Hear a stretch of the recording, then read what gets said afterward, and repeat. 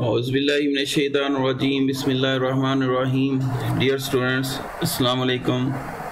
हमारा आज का टॉपिक है sport and movement in animals. ये आपकी बुक पेज नंबर 29 और 30 पे मौजूद है।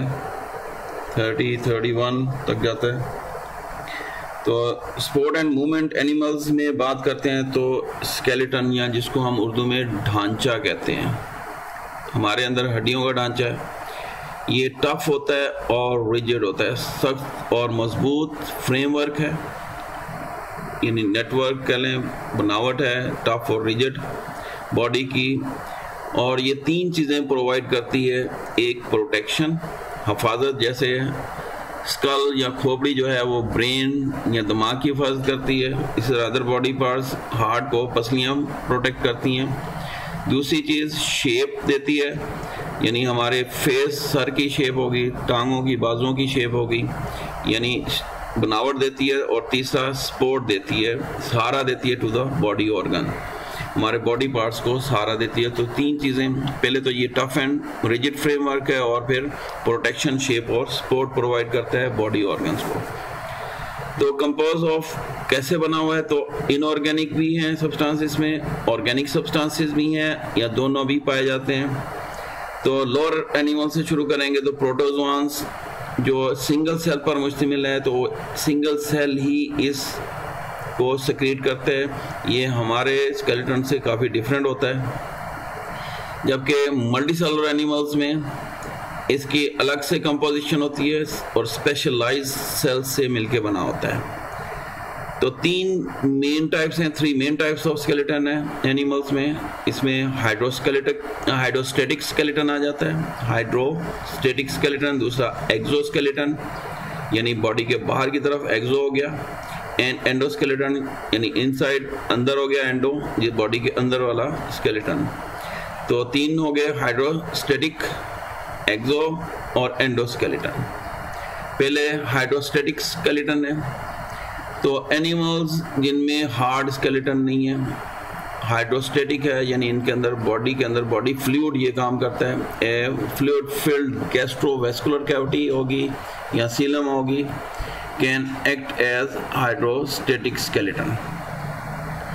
जैसे इसमें हाइड्रा की बात करते हैं, तो हाइड्रा अपने अंदर पानी भर लेता है, और इसकी 2 लेयर्स वाली बॉडी में कुछ मसल फाइबर्स होते हैं, not muscle but muscle fibres मौजूद होते हैं।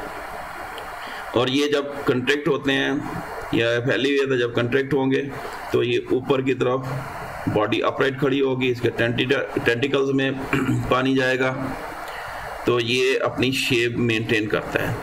तो ये पानी की मौजूदगी से ये इसकी शेप वगैरह बनती है, सपोर्ट मिलती है, प्रोटेक्शन मिलती है, तो इसलिए इसको हाइड्रोस्टेटिक स्केलेटन नाम दिया जाता है।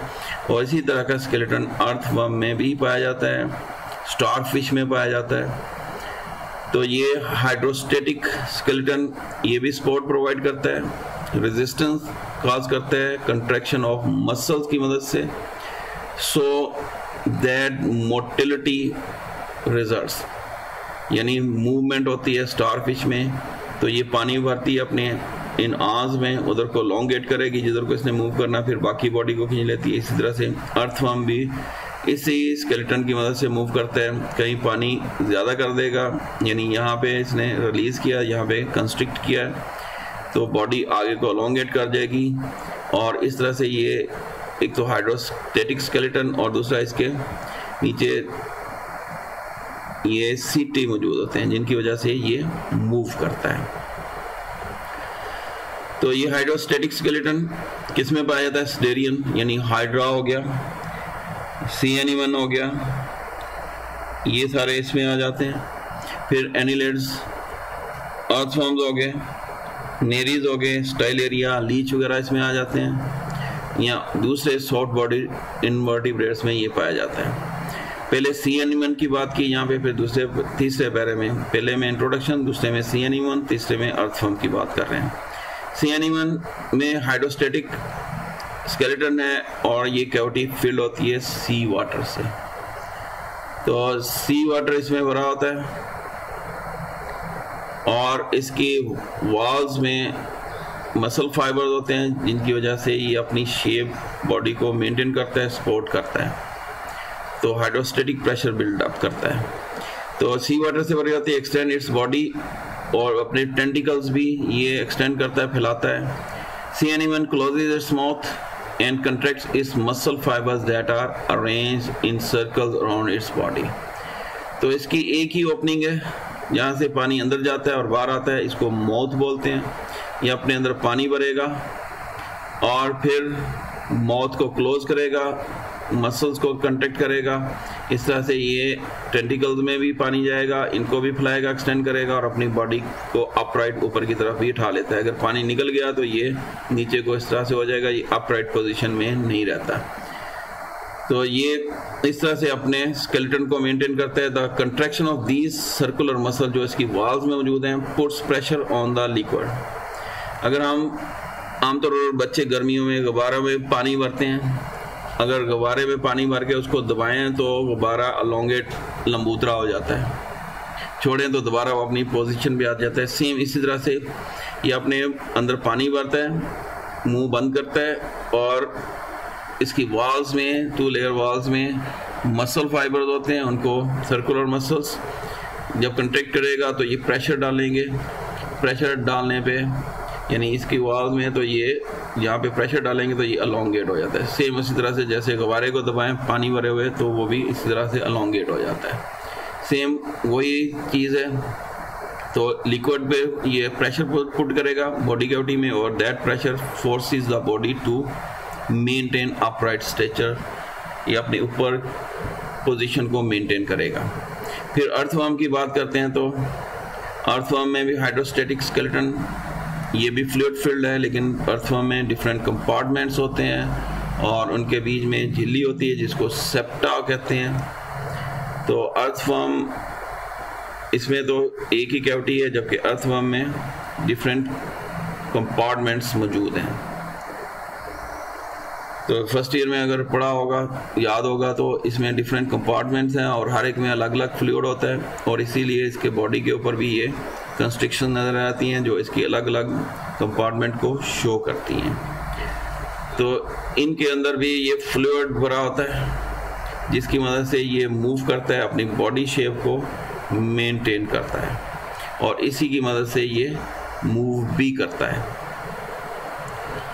तो दूसरी एग्जांपल हो गई अर्थवर्म, या जिसको उर्दू में केचुआ कहते हैं। इसके कंपार्टमेंट सेपरेटेड बाय सेप्टा।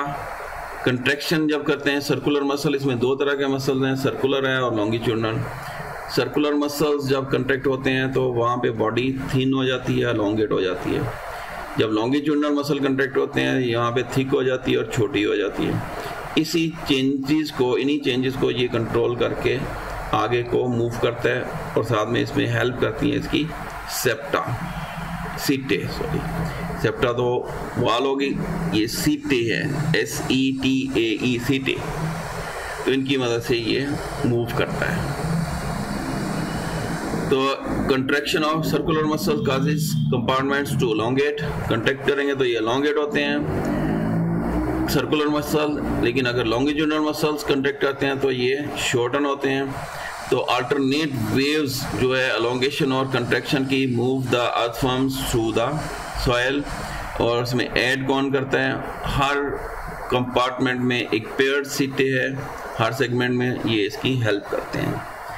तो ये हाइड्रोस्टेटिक स्केलेटन हो गया। फिर दूसरा एक्सोस्केलेटन, एक्सो मीन आउटसाइड या आउट, बॉडी के बाहर की तरफ ये स्केलेटन पाया जाता है इन एनिमल्स में। तो एक्सोस्केलेटन आपको मिलेगा आर्थ्रोपॉड्स में, इंसेक्ट्स में। तो ये हार्ड आउटर कवरिंग होती है।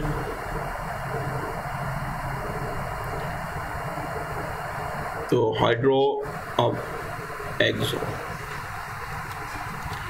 एक्सोस्केलेटन।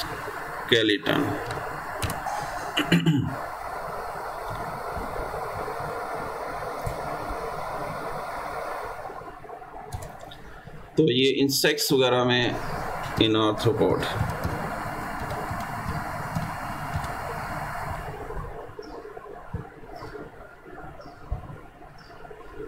जैसे ये बिच्छू है प्रॉन्स वगैरह हैं, इंसेक्ट्स हैं, तो इनके बाहर की तरफ ये हार्ड आउटर कवरिंग है जो इनकी बॉडी शेप बनाती है, सपोर्ट करती है, प्रोटेक्शन करती है। तो ये एक्सोस्केलेटन्स। तो एक्सोस्केलेटन बना किस चीज़ का होता है? तो ये हार्डन सख्त की हुई आउटर कवरिंग है और इसके अंदर की तरफ से मसल्स अटैच होते हैं। तो एक्सोस्केलेटन इनर्ट होता है, यानी नॉन मूविंग, नॉन मोटाइल होता है, नॉन लिविंग होता है। और ये एक्टोडर्म, बाहर वाली जो स्किन है उस एनिमल की, वो सिक्रेट करती है। 2 लेयर्स तो ज़्यादा है, लेकिन यहाँ पे 2 लेयर्स मेंशन की हैं। एक ऊपर वाली एपिक्यूटिकल है, ये आउटर मोस्ट लेयर है, और ये वैक्सी होती है, made up of vaccine lipoprotein की वजह से। तो ये भी इसका बहुत इंपॉर्टेंट करैक्टर है कि ये इम्परमिएबल है टू वाटर। तो पानी इनकी बॉडी में दाखिल नहीं हो सकता है इस वैक्स की वजह से। और दूसरा, ये माइक्रो ऑर्गेनिजम्स को भी इंसेक्ट के अंदर दाखिल नहीं होने देते हैं, एक बैरियर के तौर पर काम करते हैं। फिर ज़्यादा जो एक्सोस्केलेटन की बल्क है, ज़्यादा मकदार है, वो इसके नीचे पाई जाती है, बिलो, और इसको एपिक्यूटिकल कहते हैं।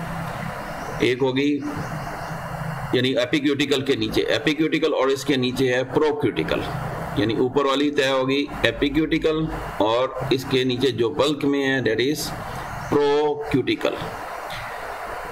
एपिक्यूटिकल जो है ये लिपोप्रोटीन, वैक्सी लिपोप्रोटीन की है, जबकि प्रोक्यूटिकल जो है ये सख्त किस्म की होती है। इसमें भी एक्सोक्यूटिकल और इनर लेयर एंडोक्यूटिकल कहलाती है। तो प्रोक्यूटिकल कंपोज्ड ऑफ काइटिन, ये काइटिन की बनी होती है। अब काइटिन क्या होता है? तो काइटिन एक टफ लेदरी पॉलीसेकेराइड है। काइटिन एक टफ लेदरी पॉलीसेकेराइड, पॉलीसेकेराइड मतलब कार्बोहाइड्रेट्स की टाइप है, लॉन्ग चेन वाले कार्बोहाइड्रेट्स जिनको पॉलीसेकेराइड कहते हैं। ये सख्त किस्म के और लेदरी चमड़े की तरह के होते हैं। तो ये काइटिन इस तरह के होते हैं, यानी काइटिन को अगर हम डिफाइन करेंगे तो कहेंगे टफ लेदरी पॉलीसेकेराइड्स। फिर इसमें मजीद किस्म की प्रोटीन्स भी मौजूद होती है। इसको मजीद सख्त किया जाता है सेक्लेरोटाइजेशन। सेक्लेरोटाइजेशन क्या है? सेक्लेटिन एक और प्रोटीन है, ये डार्क ब्राउन कलर की होती है और इनसोल्यूबल होती है पानी में। तो ये प्रोटीन भी इम्प्रेग्नेटेड होती है, इसी स्केलेटन में मौजूद होती है, इनकॉर्पोरेटेड होती है। इसी चीज़ को सेक्लेरोटाइजेशन कहते हैं, यानी इसको और सख्त कर दिया जाता है इस प्रोटीन की मौजूदगी में। एंड समटाइम्स इसमें इम्प्रेग्नेशन होती है कैल्शियम कार्बोनेट की, CaCO3, ये और इसको हार्ड कर देता है।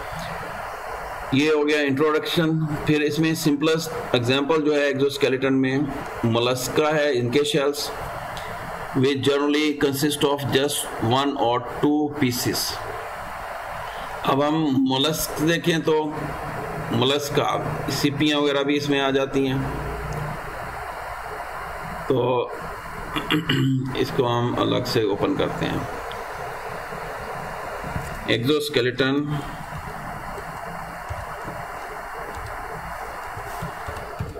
इन मोलस्क। तो इमेजेस में हम जाते हैं तो इसमें ये शेल्स, बाइवाल्विया में आपने पढ़ा होगा 2 शेल्स होते हैं। सिपी में डिफरेंट किस्म की सिपियाँ मौजूद होती हैं। स्नेल्स, ये गार्डन स्नेल है, फिर सी स्नेल्स भी हैं, इनमें भी फ़र्क पाया जाता है स्केलेटन में। तो सिंपलर एग्जांपल की बात कर रहे हैं, Mollusca which generally consist of just 1 or 2 pieces, 1 या 2 पीसेस पर मुश्तमिल है। यानी ये 1 पीस हो गया, जबकि ये 2 पीसेस हैं, ये भी 2 पीसेस हैं, ये 1 पीस है। इस तरह 1 या 2 पीसेस पर मुश्तमिल होते हैं। बाहर की तरफ just 1 or 2 pieces. Some marine bivalvia, bivalvia जिस 2 पीसेस वाला शेल होता है, by 2 valve. And snails have shell composed of crystals of calcium. और ये शेल किस चीज़ का बना हुआ है? Crystals of calcium carbonate. तो लैंड स्नेल जर्नी, इसमें ये हार्ड मिनरल्स मौजूद नहीं होते, यानी कैल्शियम कार्बोनेट के अलावा भी डिफरेंट हार्ड मिनरल्स मौजूद होते हैं। तो ये गार्डन स्नेल में नहीं होते। और इस तरह से इनका शेल लाइटर होता है क्योंकि इन्होंने ज़मीन पे लैंड पे मूव करना है। हैवी शेल से पॉसिबल नहीं रहता, जबकि पानी में हैवी शेल भी होगा तो वज़न हल्का होता है, इसलिए मूव करना ईजी होता है। ये भी कुदरत की तरफ से एक ख़ास चीज़ है। तो molluscans shell can grow as the animal grows. फिर इसमें ये एबिलिटी है कि इनके शेल भी ग्रो करते हैं जब एनिमल ग्रो करता है, और ये इसके ऊपर रिंग्स की शक्ल में इनको देखा जा सकता है, यानी इनके ऊपर ये रिंग्स आ जाते हैं जिसके साफ ज़ाहिर होता है कि ये भी साथ साथ ग्रो कर रहा है। तो ये मोलस्कन्स हो गए, रिंग भी डेवलप कर रहे हैं और ये शो करते हैं ग्रोथ को। तो soft part of the molluscan body have a hydrostatic skeleton. अब बाहर तो ये एक्सोस्केलेटन हो गया, लेकिन ये जो अगर स्नेल को देखें तो इसकी बॉडी की ये शेप जो है ये शेल की वजह से नहीं है। तो फिर ये किस तरह से ये बाहर को आगे एलोंगेट कर रही है, तो इसके अंदर कौन सा स्केलेटन है, तो ये हाइड्रोस्टेटिक स्केलेटन है जो पिछला टॉपिक हमने पढ़ा है इसी के अंदर। इसी तरह ये स्नेल जो बाहर निकल रही है अपनी बॉडी शेप को मेंटेन किया है, तो ये हाइड्रोस्टेटिक स्केलेटन है। इसका मतलब इनमें दो तरह के स्केलेटन पाए जाते हैं, एक्सोस्केलेटन भी और हाइड्रोस्टेटिक स्केलेटन भी पाए जाते हैं। फिर नेक्स्ट इसमें आ जाए मोस्ट कम्प्लेक्स एक्सोस्केलेटन। ये मोस्ट इंपॉर्टेंट पैरा है, ये आपके पेज नंबर 30 पे मौजूद है बुक में।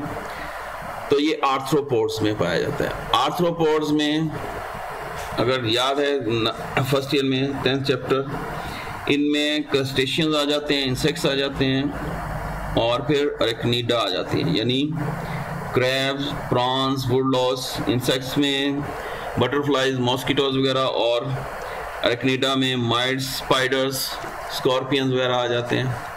तो ये सारे आर्थ्रोपोड्स हैं। इनके बाहर की तरफ हार्ड आउटर कवरिंग है जिसको एक्सोस्केलेटन कहते हैं। तो आर्थ्रोपोड्स एक्चुअली इन्होंने वैरायटी ऑफ अडाप्टेशंस की हैं, यानी मुख्तलिफ जगहों पे इन्होंने रहना सीख लिया है और अडाप्ट कर लिया है इस जगह को।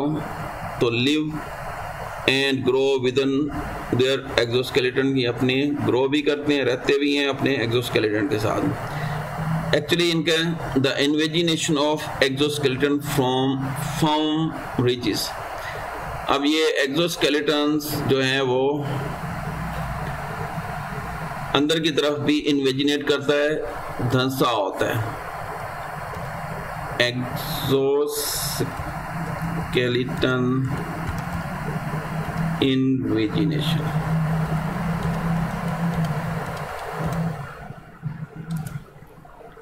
तो इमेजेस में देखते हैं जनरल स्ट्रक्चर इसका। तो ये ऊपर वाली तह है एक्सोस्केलेटन की और ये अंदर को धंसा हुआ है।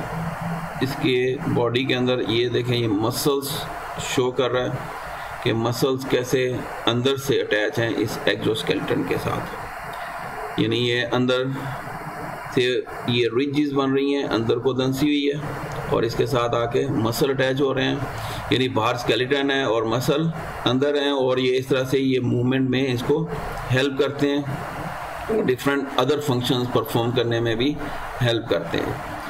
तो ये ऊपर इसके स्केलेटन, बाकी सारे ऑर्गन इनसाइड, और ये मसल्स इनकी मूवमेंट में सपोर्ट कर रहे हैं। तो इसमें आर्थ्रोपोड्स हर जगह रहने के लिए इन्होंने अपने आप को अडॉप्ट कर लिया है। इन्वेजिनेशन जो अंदर की तरफ ये एक्सोस्केलेटन धंसा हुआ है, फर्म रिजेस बनाता है, बार यानी एलोंगेटेड स्ट्रक्चर बनाएगा जहाँ पे मसल अटैच होते हैं। एक बात जो इनको कामयाब बना रही है, दूसरा मॉडिफिकेशन जो एक्सोस्केलेटन में है, जॉइंट्स, जोड़ पाए जाते हैं। इनके टांगों में जॉइंट पाए जाते हैं, ये डिफरेंट देखें हर जगह पे जॉइंट है। फिर बॉडी के ऊपर ये सेगमेंट्स है, ये जॉइंटेड है, हेड के ऊपर जॉइंटेड है, इनके एंटीना में जॉइंट है। तो ये जॉइंटेड बॉडी भी इनके सक्सेस में बड़ा रोल प्ले करती है।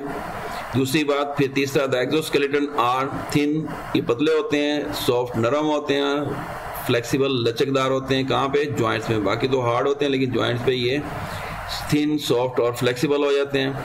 इस तरह से जॉइंट पे जो मूवमेंट होती है इसमें हेल्प करते हैं। अदर मॉडिफिकेशन तीसरी वाली जो है, exoskeleton includes sensory receptors called sensilla, यानी इनके ऊपर, ये बॉडी के ऊपर स्मॉल हेयर्स की शक्ल में सेंसिला मौजूद होते हैं। फिर आइज़ वगैरह जो हैं, ये सेंस ऑर्गन है, यहाँ पे इन्होंने एक लेंस का काम करता है एक्सोस्केलेटन। तो सेंसिला आप अलग से भी इसको देख सकते हैं, सर्च कर सकते हैं। बहरहाल ये इसके ऊपर हेयर से होते हैं, ये किसी भी चीज़ को टच करेगा तो ये फ़ौरन इसको फीलिंग होगी। फिर आई के ऊपर ये क्लियर एक्सोस्केलेटन होता है जो लेंस का काम करता है। फिर मैंडिबल्स में ये हार्ड हो जाते हैं बाइट करने के लिए। तो ये मुख्तलिफ जगह पे एक्सोस्केलेटन डिफरेंट रोल प्ले कर रहा है।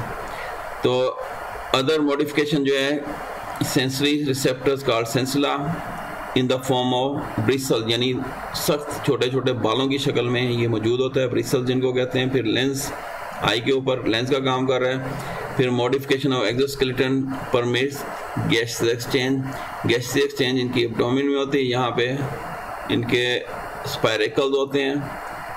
तो स्पायरेकल्स भी, ये पोर्स जो हैं ये इनके एक्सोस्केलेटन पे पाए जाते हैं, तो ये इसमें भी रोल प्ले करता है। तो ये पूरी तरह से इन्होंने इसको अडॉप्ट कर लिया और इसमें हेल्प कर रहा है इनका एक्सोस्केलेटन। फिर एक और बात जो है, एक्सोस्केलेटन आर्थ्रोपोड्स में protects the animals against their enemies. एक तो हार्ड आउटर कवरिंग है, तो एनिमल्स यानी इन एनिमल्स को एनिमीज से बचाती है, इनके दुश्मनों से बचाती है। फिर रफ एनवायरनमेंट से बचाती है, प्रोटेक्ट करती है खुश्क होने से, इनके बॉडी का पानी को उड़ने से बचाती है क्योंकि वैक्स लेयर है इनके ऊपर। लेकिन प्रॉब्लम क्या है, डिसएडवांटेज क्या है कि ये इस एक्सोस्केलेटन में ग्रो नहीं कर सकते। लेकिन इसका भी इन्होंने हल निकाल लिया है कि एनिमल जो क्या करते हैं, need to shed its exoskeleton periodically, अपने ये एक्सोस्केलेटन को शेड ऑफ करते रहते हैं, गिराते रहते हैं और इसको रिप्लेस करते हैं नए के साथ, यानी नया ले आते हैं जो लार्जर साइज का होता है, पुराने वाले से लार्जर होगा। यानी जैसे जैसे ये और एनिमल्स ग्रो करेंगे, पुराना शेल गिराते रहेंगे और नया शेल डेवलप करते रहते हैं, एक्सोस्केलेटन डेवलप करते रहते हैं। तो इस प्रोसेस को एक्डाइसिस या मोल्डिंग कहते हैं। तो इसको अलग से अंडरलाइन कर लेना है, इम्पोर्टेंट, मोस्ट इम्पोर्टेंट लिख लेना है, ये बहुत ज़रूरी है, इम्पोर्टेंट है। फिर एक्डाइसिस डिवाइडेड इनटू 4 स्टेजेस। अब ये जो शेड करते हैं पुराना स्केलेटन एक्सोस्केलेटन और नया आता है, तो 4 स्टेजेस में होता है। नंबर 1, एंजाइम्स जो अब बाहर वाली क्यूटिकल है इसकी, वहाँ से सिक्रेट होंगे, जिसको हाइपोडर्मल ग्लैंड्स कहते हैं।